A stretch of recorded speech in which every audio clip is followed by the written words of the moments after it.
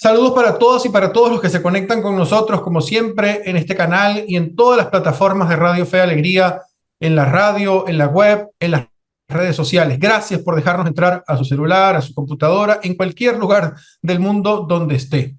En Fe y Alegría, como usted sabe, estamos tratando de hacerle zoom a muchas realidades, particularmente a la realidad venezolana, pero también en la que participan los venezolanos, no importa que sea fuera de nuestras fronteras.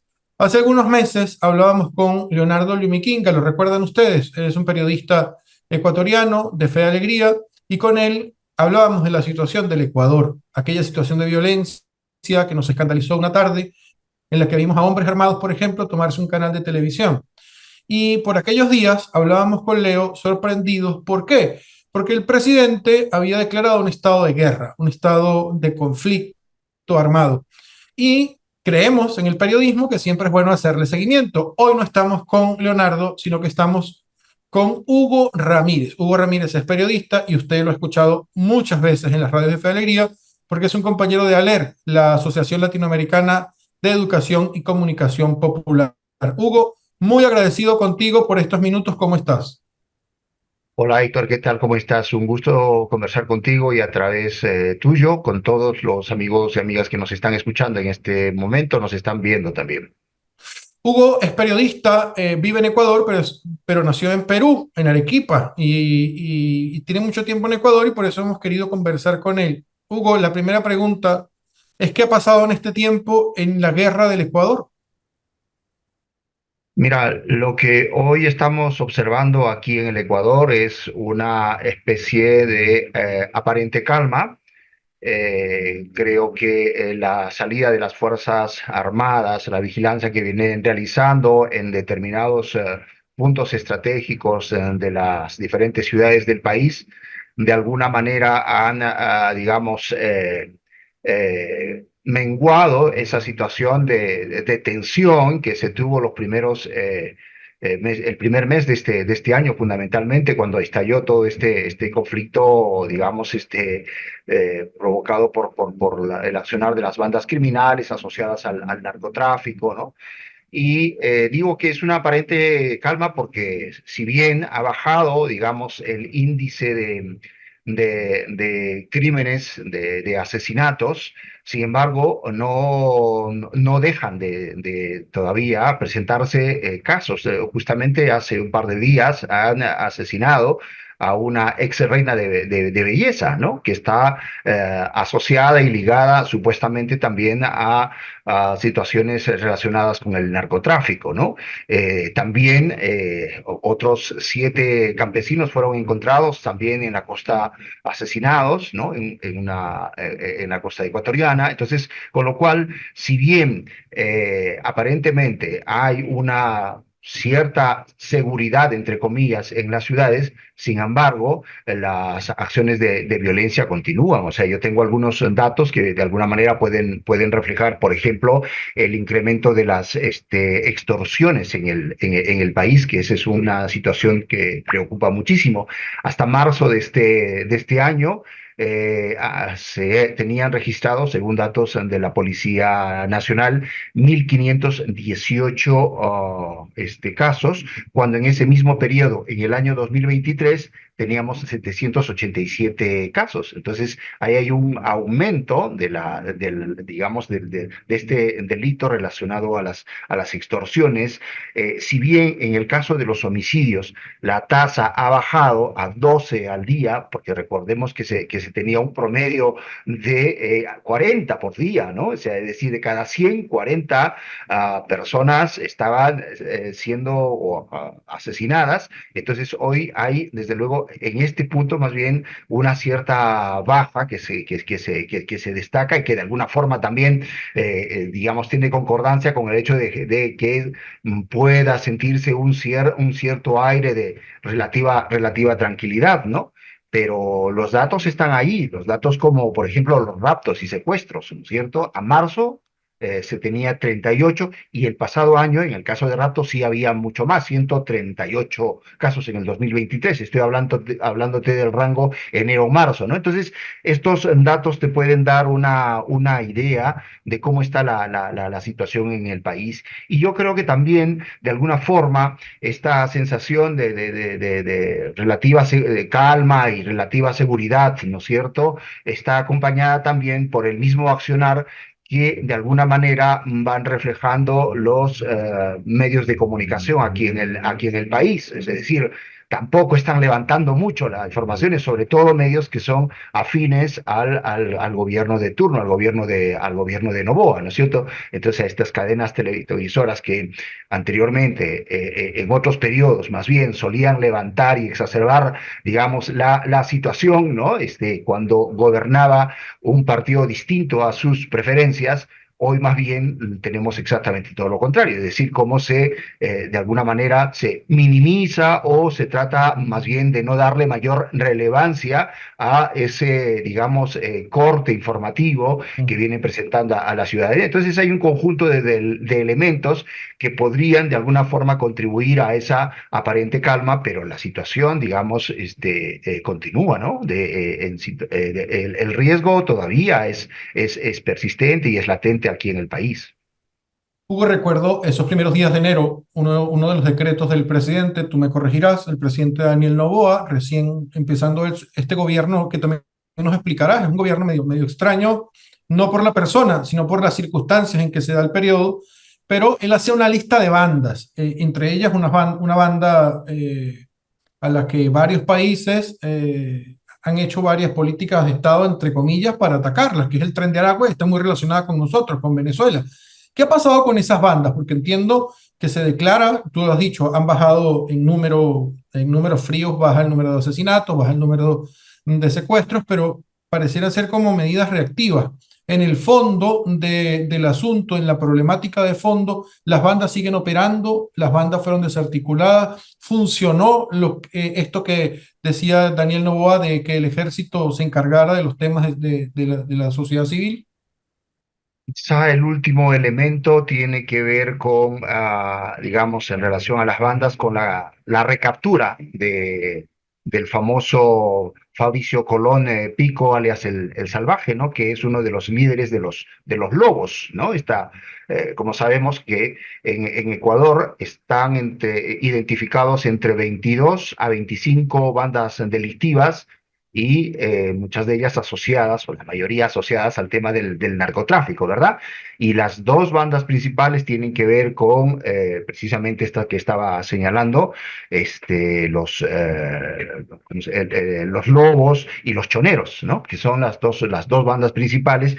Y como te decía, en Riobamba capturaron precisamente o recapturaron a este líder y de esta banda criminal, pero se tiene claro de que el accionar continúa, ¿no? O sea, es decir, como te vuelvo a señalar, muchas de estas acciones no están siendo visibilizadas también por los medios de comunicación y están ocurriendo hechos, y están ocurriendo cosas, y están ocurriendo situaciones, pero eso no se está visibilizando, eso no se está informando en la dimensión como antes se informaba. Es decir, la presencia del narcotráfico aquí en el país es notoria, la presencia de Jalisco Nueva Generación, la presencia que está ligada ¿cómo se llama? A los lobos, la presencia del cártel de Sinaloa que está ligada a los choneros, ¿verdad? Entonces, eso es evidente que incluso hasta la mafia albanesa también que tiene presencia aquí en el país, es decir, contribuyen a esa situación de violencia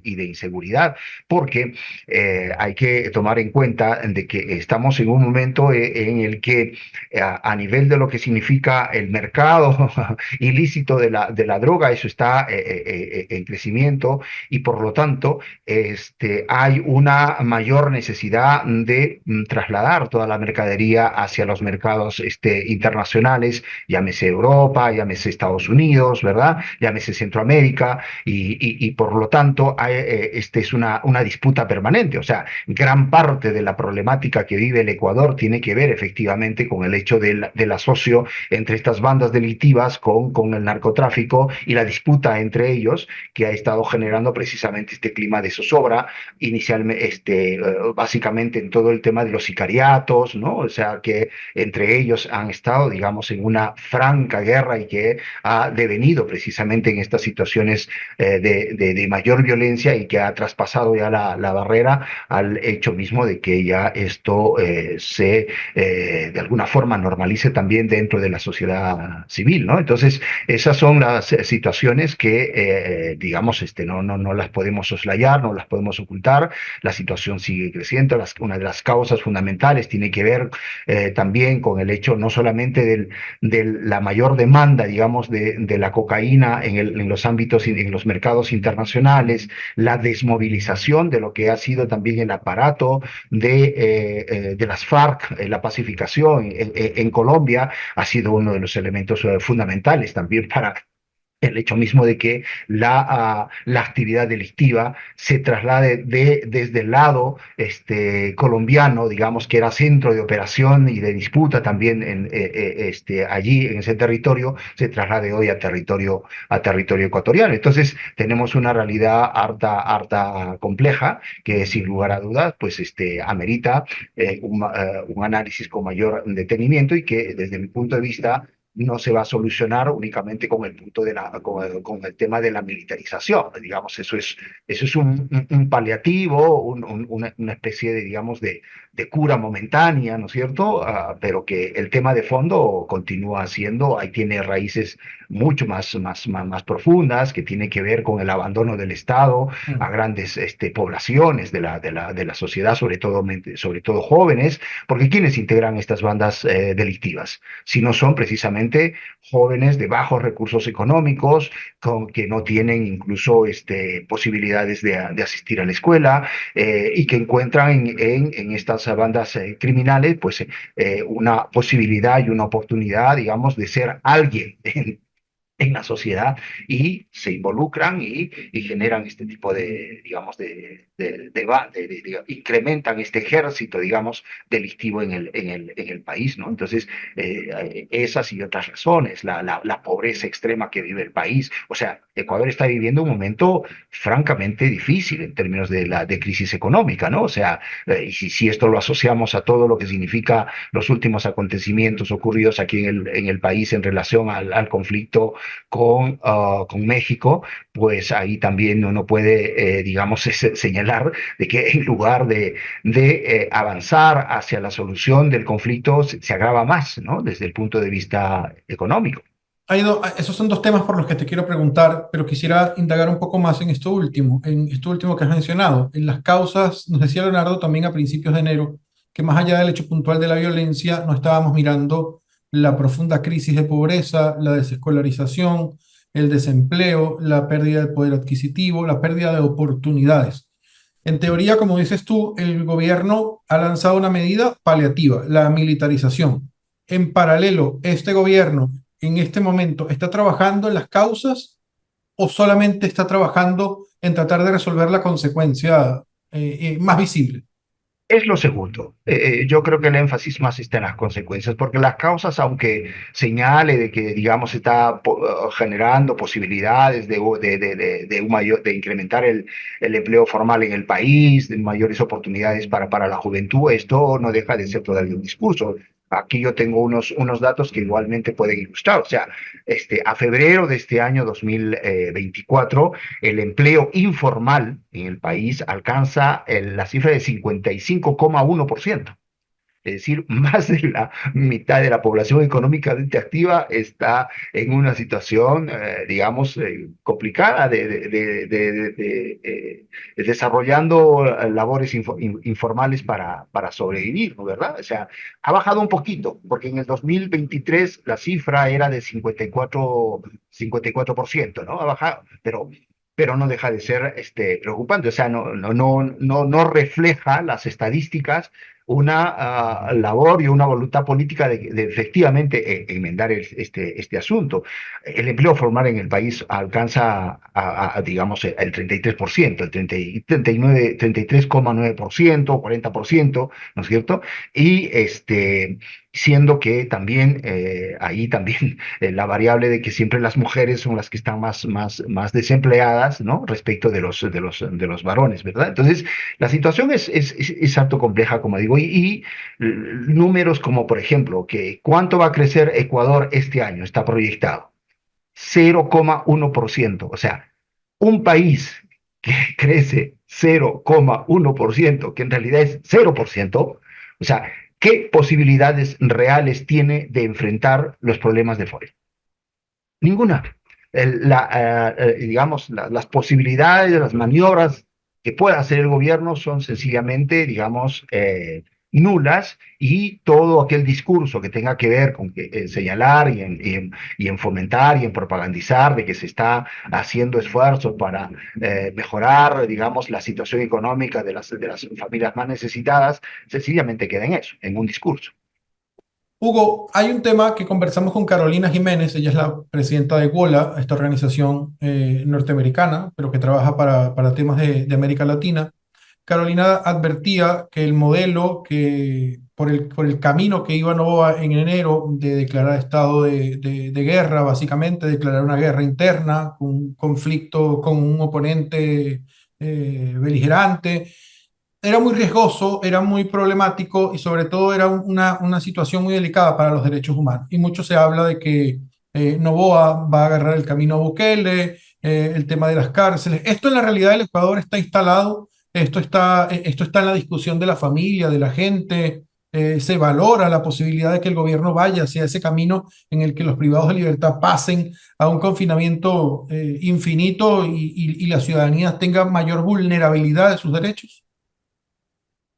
Hoy estaba haciendo una revisión de la prensa aquí en el Ecuador. Anotan unas declaraciones de Noboa en el sentido de indicar que,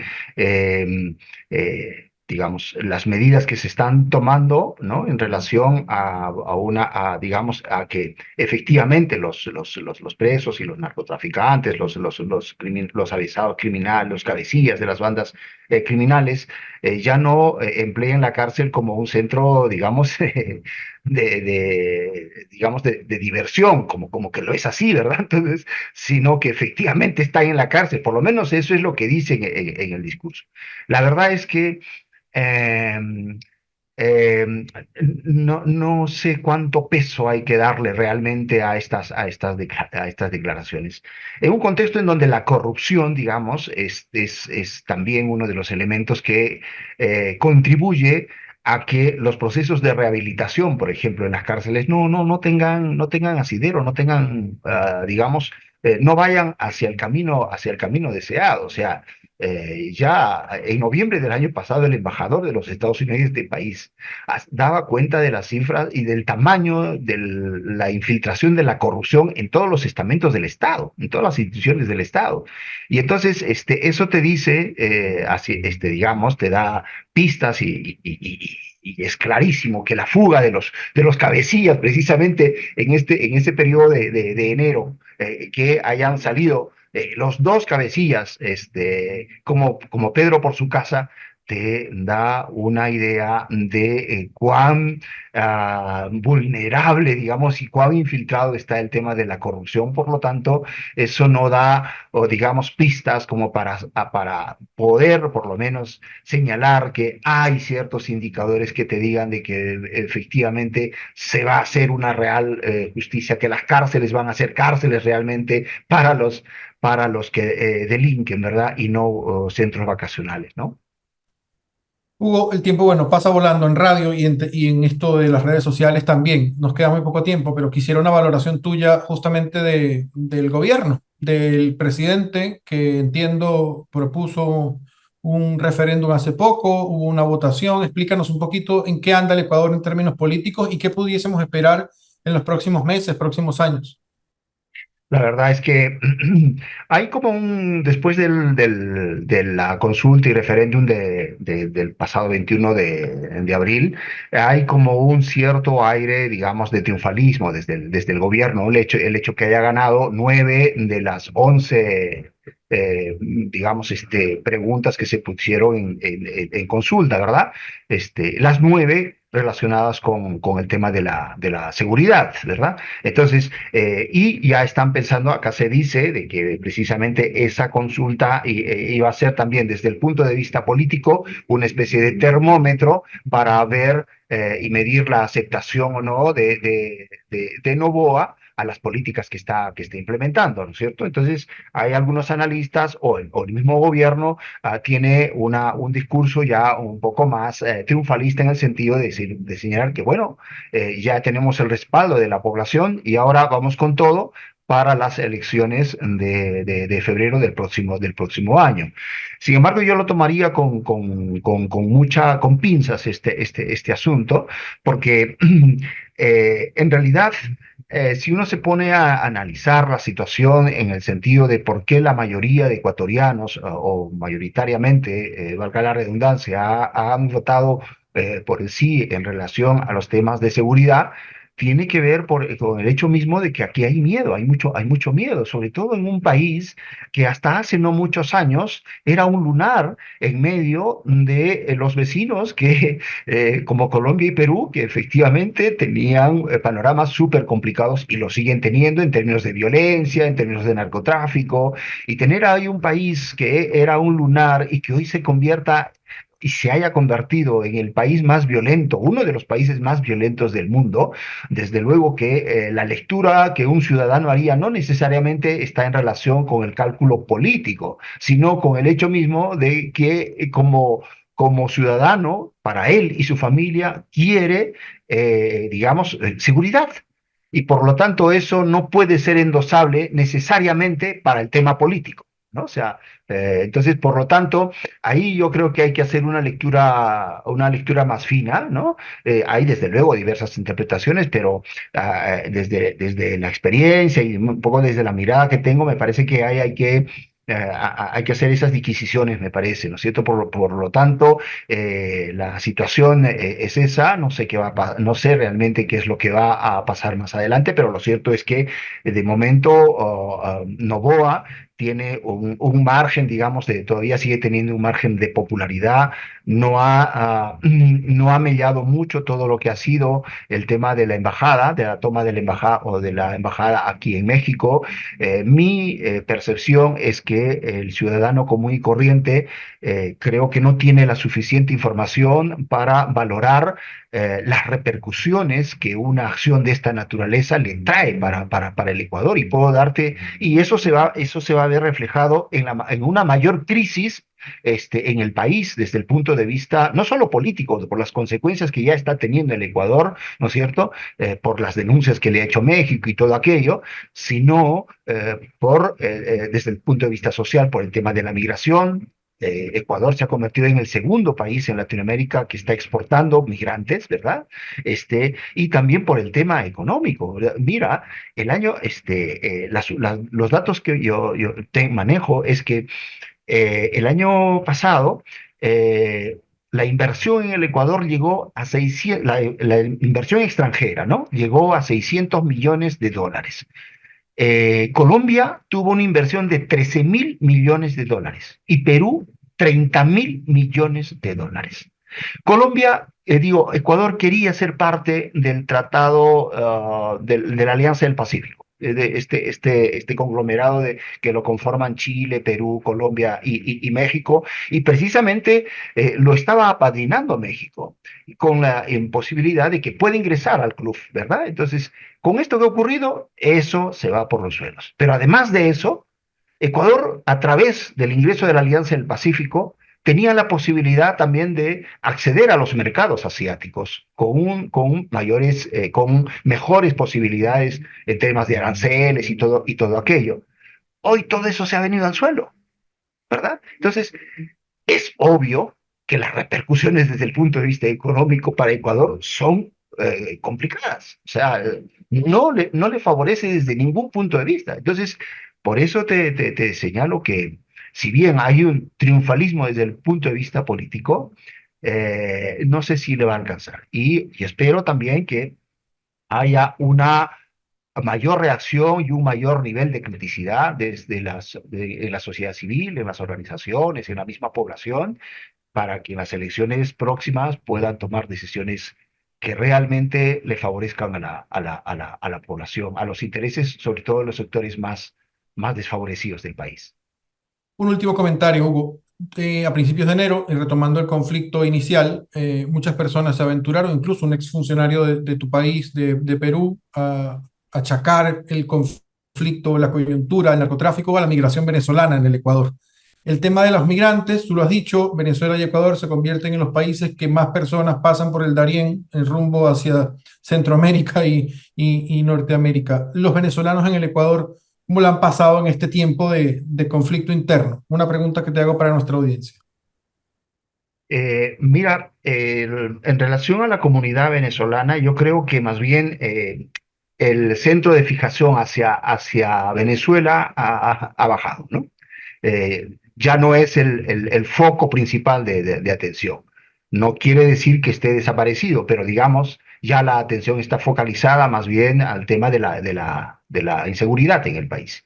Y sobre todo teniendo en cuenta de que el tema del tren de Aragua en relación a, digamos que aquí no es, digamos, un motivo o no levanta muchos titulares, ¿no? O sea, por lo menos aquí en el país. Entonces, con lo cual también eso tiene, digamos, un efecto de no fijarse mucho en lo que significa la comunidad venezolana, que además están en un proceso de retorno, ¿no? Muchas familias, muchas personas de Venezuela que llegaron al Ecuador están retornando y en algunos casos han establecido ya esta suerte, ¿no? Como todo proceso migratorio de haberse asentado acá, volver un tiempo a Venezuela o volver de visita y luego retornar a Ecuador. Entonces, es decir, yo creo que estamos entrando no solamente en Ecuador, sino también en los otros países a otra fase, digamos, de los niveles de interrelación, digamos, entre ciudadanos que vienen de otros países respecto de los ciudadanos que son de los países de origen, donde ya se van dando otro tipo ya de relaciones, donde ya de alguna manera los miedos, las fobias se van disipando muy de a poquito, es un proceso desde luego, y ya van entrando a un proceso más ya de mayor encuentro, ¿no? Que es lo deseable, desde luego. Hugo, te agradezco muchísimo estos minutos para Radio Fe Alegría, a toda la gente que nos acompaña en las plataformas digitales. De verdad, muchas gracias. No, a ti más bien, Héctor, que te vaya bien, un abrazo. Bueno, Hugo Ramírez, compañero periodista de bastante tiempo, siempre usted lo ha escuchado porque compartimos programas y programación por muchos años en ALER y la red de Radio Fe Alegría, y hoy quisimos abordar con él el seguimiento a la situación del Ecuador. A usted que nos está viendo, a usted que nos está escuchando, dele me gusta, comparta, así más gente puede tener más información para que tome sus propias decisiones, para que haga su propio análisis. Nosotros les damos datos y tratamos de buscar a la gente que pueda y que tenga la capacidad de hacerle zoom a las realidades que nos interesan como sociedad venezolana dentro de Venezuela y también fuera de nuestras fronteras. Será hasta la próxima. Muchas gracias, que estén bien.